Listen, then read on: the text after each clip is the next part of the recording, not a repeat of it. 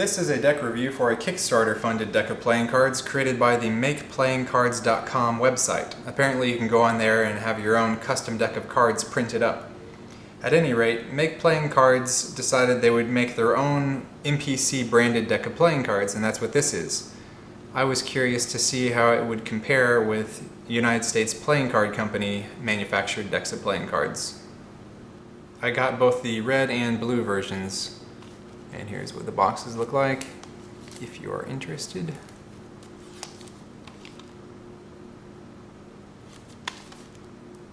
One thing I thought was pretty cool is the little plastic tab on here for opening the pack actually works, unlike the bicycle decks. See how nice that is? But bam!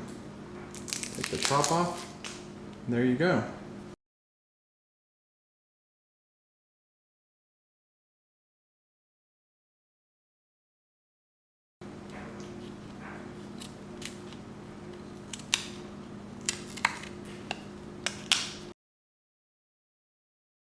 So here's what the cards look like. It's got a diamond kind of back pattern.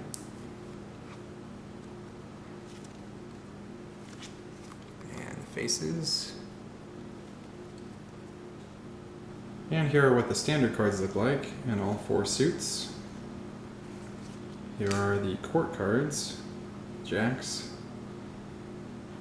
Here are the queens. You'll notice that I picked the deck option that has the reddish kind of fill color. There was another deck you could get that did not have that, if you so wanted. And then I think the aces are especially cool because they have a really big pip there in the middle. Here's what the blue deck looks like in comparison. It's the same pattern, just blue backs. And with this deck, I chose the option where the court cards do not have the fill, so you get kind of more of a standard look here. Okay, so how do these cards handle?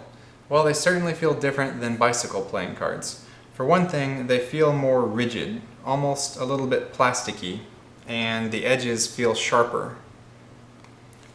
They actually fan better than I thought that they would. You can get a decent fan out of them. One other thing I noticed when opening these cards is they have a really strong smell. Now, because of their rigidity, it is a little bit more difficult to spring them. You have to apply a little bit more pressure, but perhaps that gets easier as you break them in. At first, when I opened the deck, I had some difficulty getting lapel spreads to work, but I think you just got to break them in a little bit, because now it seems like it works pretty well. As far as faro shuffles, I find the cards very difficult to interleave. You really have to put kind of a lot of pressure, and they just kind of bind up. However, if you do them upside down, like so, they still don't bind very well either. Wah wah. There, got it.